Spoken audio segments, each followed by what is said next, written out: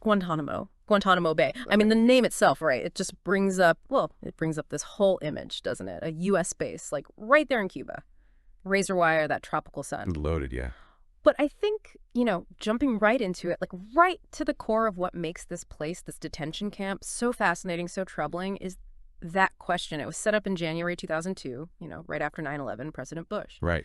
But the question it raises, it's huge for any country, any society that says, hey, we believe in law. What happens when you hold people indefinitely outside the normal legal systems? Yeah, and that's really it, isn't it? You send over a ton of material, Wikipedia, all that, and it's clear, Guantanamo, it's just been this mess of controversy, like since day one. Yeah. It makes you think, like hard, about what are the limits, human rights, legal principles, how a country reacts when it feels threatened, existentially threatened. Exactly. And that's what we're going to do today. We're going to go deep. We're going to try to guide you through all this information, the key moments, the timeline, so you can grasp why Guantanamo is still such a big deal, even after all these years. Yeah, because it is. We want to get to the heart of it without, drowning you in every little detail. So back to the beginning, I guess. 9/11, 2001. It changed everything, really. The war on terror. Yeah. The U.S. invading Afghanistan, Al-Qaeda, the Taliban, that was the focus. And then really quickly, November 2001, this military order from President Bush. This is important. Like, let's break this down. Indefinite detention. You could be held indefinitely if suspected of terrorism, a foreign national. But then, this is crucial, it tried to block these people from going to court, from challenging their detention. And here's where it gets interesting. Legally, the Department of Justice, they argued, habeas corpus doesn't apply here. Habeas corpus, that's a really old one, protecting against being locked up unlawfully. Their argument was Guantanamo, technically it's not on U.S. soil. It's not under full U.S. sovereignty. Which leads us to Camp X-Ray. It was supposed to be temporary, opened up January 2002. This is where they first put those suspected al-Qaeda and Taliban fighters most captured in Afghanistan. Yeah. But temporary, it wasn't, right? By May 2003, it's a way bigger, more permanent place. Over 680 prisoners, and most, they hadn't even been charged with a crime, formally. And that's when the criticism really started getting loud. The Bush administration stance. These detainees, they weren't entitled to the full protection of the U.S. Constitution. They said it didn't apply fully in this weird offshore location. And Geneva Conventions, forget it. They labeled them unlawful enemy combatants, like a whole new category, different from regular prisoners of war. And right away, you have these humanitarian groups, legal experts that are like, hold on, this is messed up. They argued it might even be unconstitutional, and it definitely violated international human rights law. That's what they said. So right off the bat, those big questions, the legal stuff, the ethical stuff, it was all right there. Right in the spotlight. And naturally, those questions, they ended up in court. Between 2004 and 2008, you have these major Supreme Court decisions directly challenging how the Bush administration was handling things at Guantanamo. These cases, they went deep, like to the very core of the law. Could you talk about some of the biggest rulings, the ones that really changed things? Yeah, Rasul v. Bush, that was huge. 2004, it was like the Supreme Court saying, hold on, executive power. Even during wartime, it has limits. It basically forced the Bush administration to accept that even in these weird places outside the mainland, U.S. legal principles still kind of have to apply.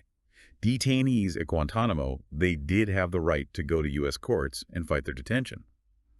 Then, 2006, Hamdan v. Rumsfeld, they said even these unlawful enemy combatants, they still deserved at least the basic protections listed in Common Article 3 of the Geneva Conventions. That's the one about no torture, no cruel treatment. And then probably the biggest one, Boumediene v. Bush in 2008. What did that one say, fundamentally? It went even further.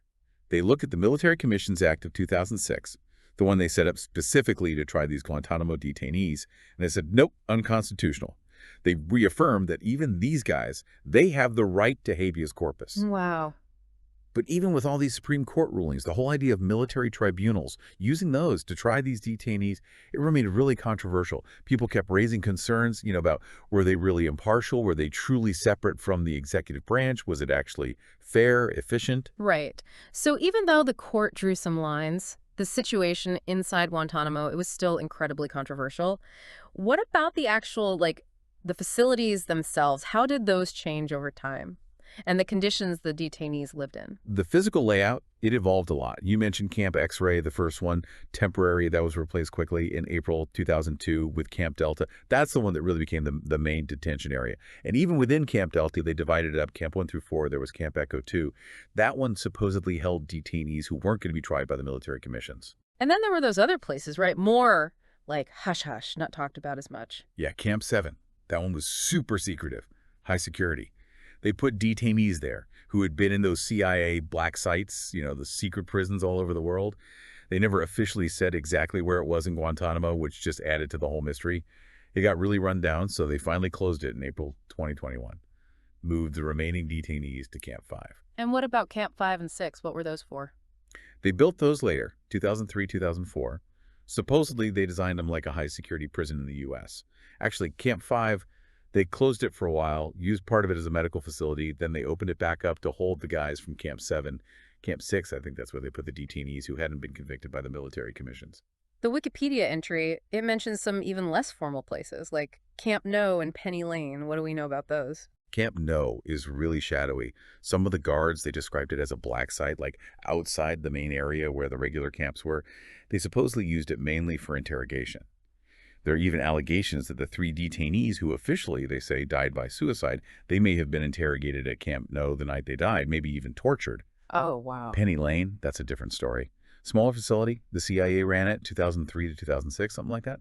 It had a specific purpose. They held prisoners there who the CIA was trying to recruit to turn them into, like informants, intelligence assets. Conditions there were way better from what we hear. Private kitchens, showers, even TVs.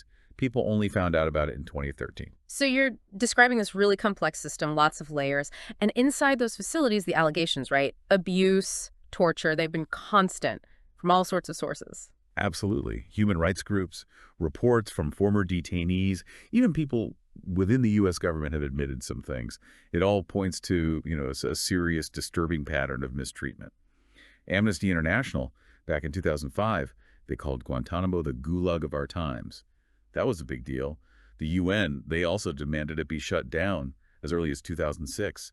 They were worried about the treatment of prisoners. And it wasn't just outsiders, right?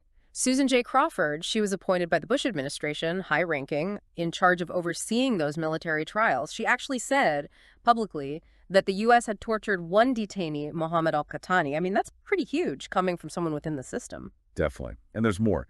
2013, a report from the Institute on Medicine as a Profession, they said that health professionals, working with the military and intelligence, they were involved in designing and taking part in what they called cruel, inhumane, and degrading treatment and torture.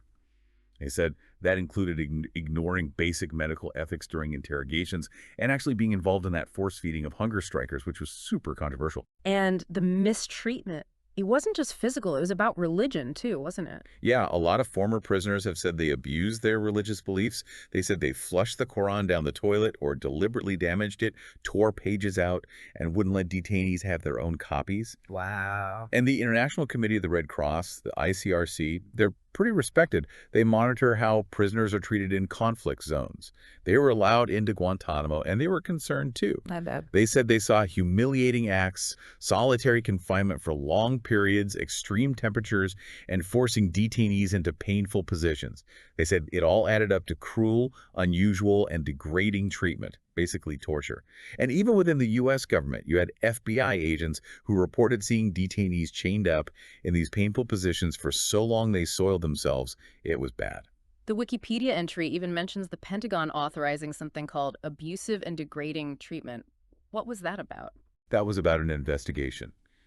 LT General Randall M. Schmidt, he investigated the reports from those FBI agents, the ones who said they saw abuse.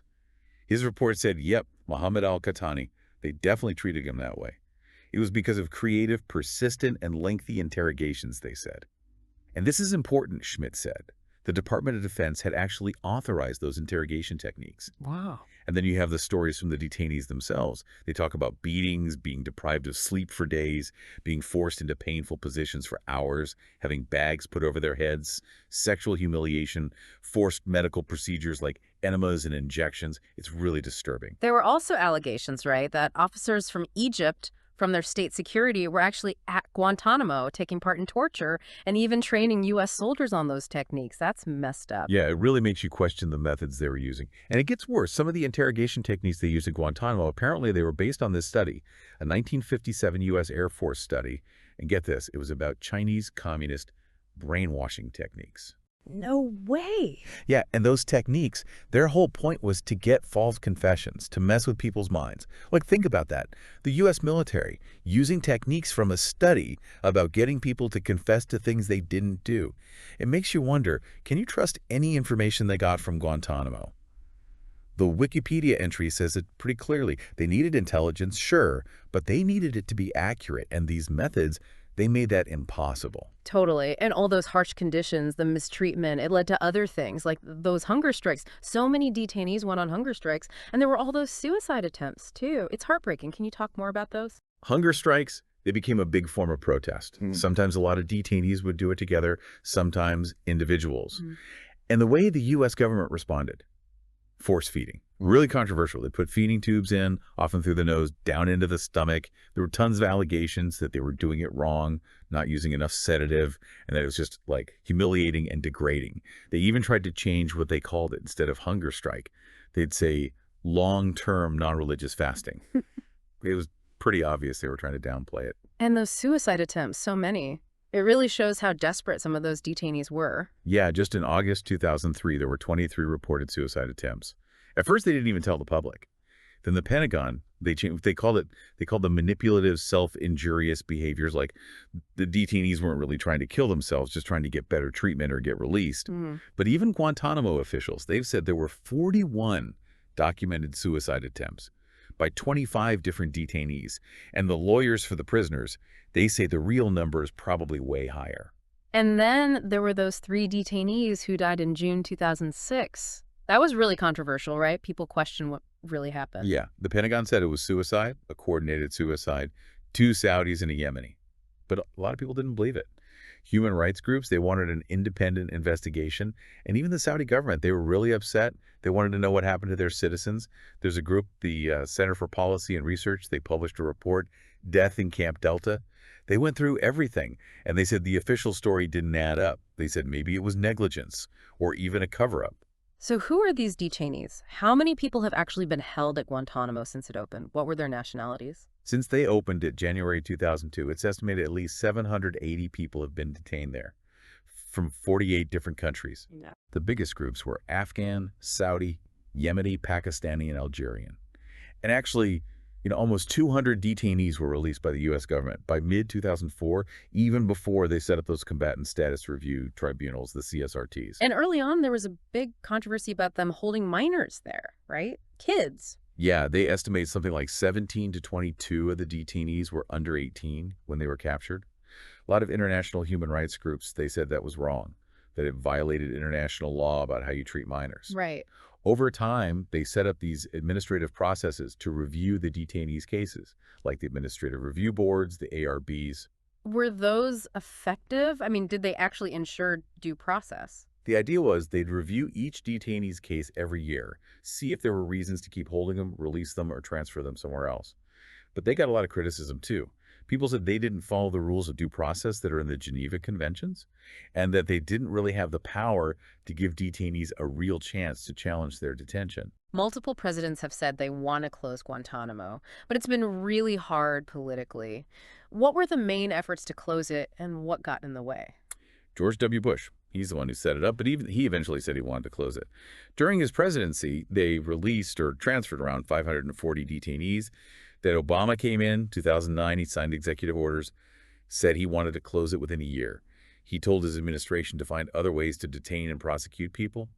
But Congress, both Democrats and Republicans, they fought him on it. They were worried about security risks, about transferring detainees, and they basically blocked the funding and the laws that were needed to close it. Even with all that, Obama still managed to reduce the number of detainees a lot. When he started, it was around 250, and by the end of his second term, it was down to 41. And then Trump came in, and he had a very different view, didn't he? Yeah, January 2018, he signed an executive order that basically reversed Obama's policy. He said Guantanamo would stay open. And during his whole presidency, only 1 prisoner was sent back to his home country. What about Biden? What's his administration doing about Guantanamo? When Biden took office, he also said he wanted to close it, and he's continued to transfer some detainees to other countries. As of January 2025, there were only 15 detainees left. But here's the thing.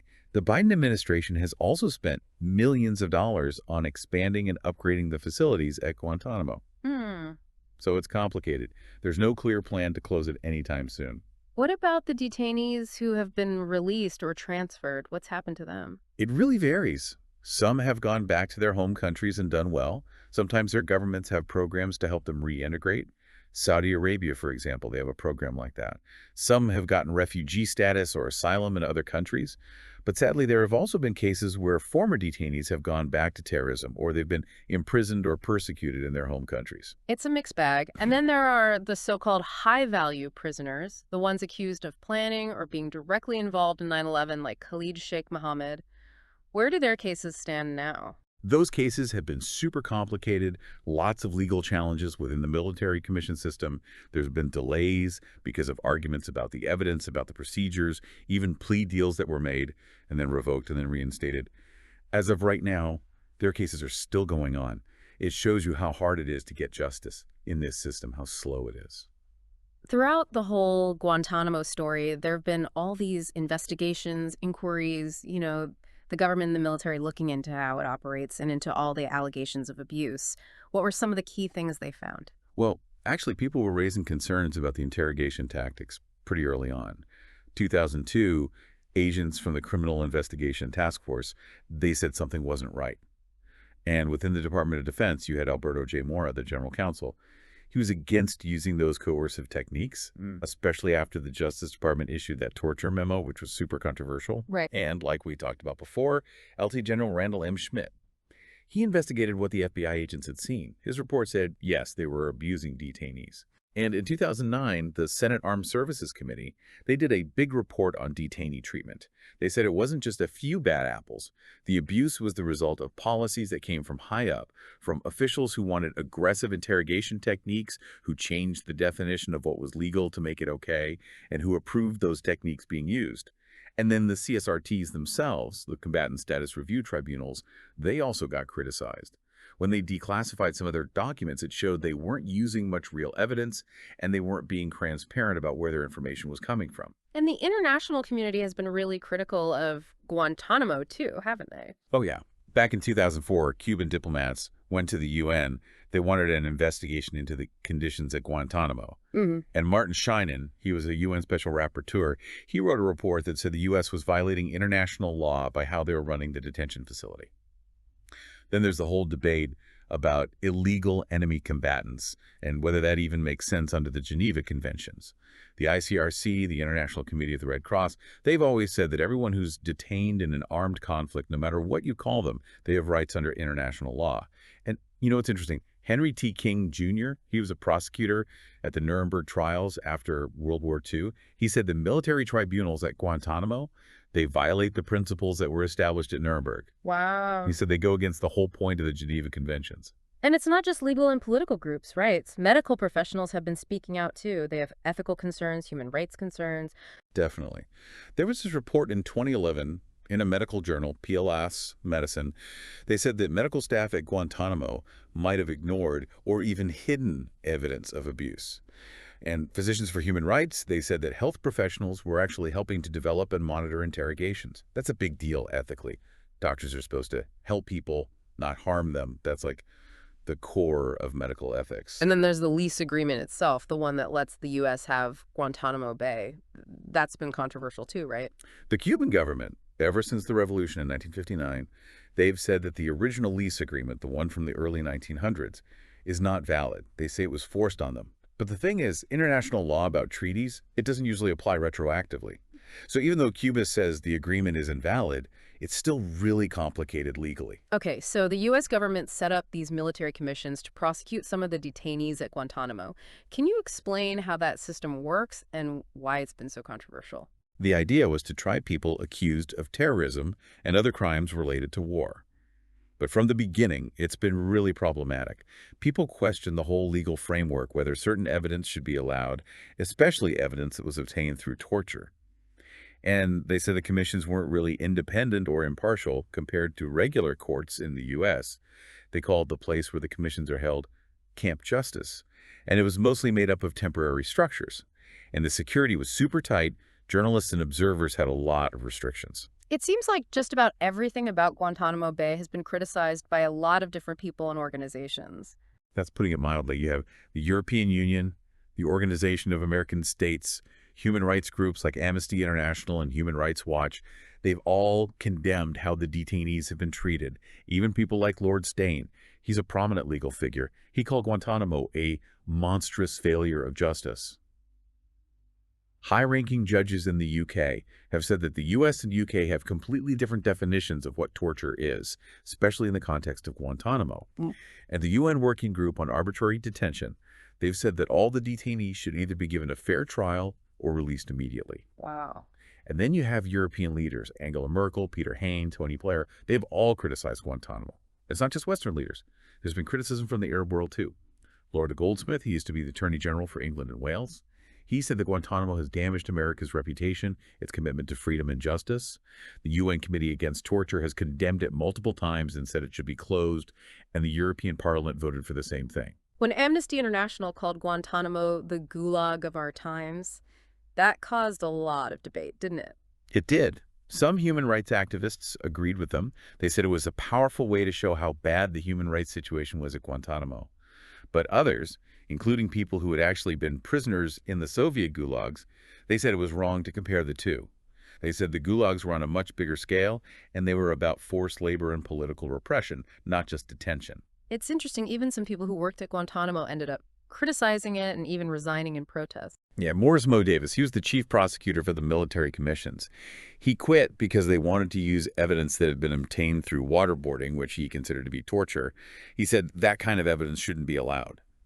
And more recently, in 2022, a legal expert, Baher Azmi, he said that the arguments that were used to defend what was happening at Guantanamo, they've actually made it easier for later U.S. administrations to be more authoritarian. And last year, Fionnuala Ni Alain, she's a UN special rapporteur, she wrote a report saying that the detainees at Guantanamo are still being treated inhumanely and that the facility should be closed. So even with all the criticism, all the calls to close it, it's still open. Why is that? What's preventing it from being shut down? Like we said before, when Obama tried to close it, Congress locked him. They passed laws that made it almost impossible to transfer detainees to the U.S. mainland, even for trial or medical treatment. And they also made it really hard to transfer them to other countries. The Obama administration, they set up a task force to look at what to do with the remaining detainees, and they recommended releasing some, prosecuting some in federal court, and keeping some detained indefinitely in certain cases. But they couldn't really do much because of those laws that Congress passed. Biden has transferred some detainees to other countries, but those laws are still in place. And just recently, in January 2025, they were talking about sending migrants who were caught at the border to Guantanamo. Wow. They ended up sending them somewhere else, but it shows you that the idea of using Guantanamo is still alive. So Guantanamo Bay has been in the news, in legal battles, political debates, but it's also become part of popular culture. Can you talk about how Guantanamo has been shown in movies, TV shows, books, art? Yeah, there have been a lot of films and documentaries about Guantanamo, like The Road to Guantanamo, Taxi to the Dark Side, Camp X-Ray, The Mauritanian. Even TV shows like NCIS have had episodes about it. Yeah. And there was that really popular podcast, Serial. They did a whole season about a Guantanamo detainee. It shows you how much Guantanamo has been on people's minds, how much it's affected how we think about the war on terror. And then there's art, too. Banksy, the street artist, he did some pieces about Guantanamo, and there was this project to create a Guantanamo Bay Museum of Art and History, though it never actually happened. It's interesting how artists have responded to Guantanamo, how they've tried to make sense of it. So wrapping up, it's clear that Guantanamo Bay, it's more than just a prison. It's a symbol, a really complicated one. Absolutely. We've covered a lot today, and it's a pretty dark chapter in recent history. The whole war on terror mindset, the legal fights over detainees' rights, the credible allegations of torture, the fact that people have been held there for years without trial, the international condemnation, the fact that it's still open, even though so many people want it closed. It's all really heavy stuff. And it raises some big questions about the U.S., about the world. It does. And for us, for our listeners, I think the biggest question is this. Guantanamo, it's still there. Fewer detainees, sure, but it's still there. What does that say about us, about how we balance security and human rights in the 21st century? What are the consequences of creating a place like that, of keeping it open? It's a question we all have to grapple with. Absolutely. Thanks for listening.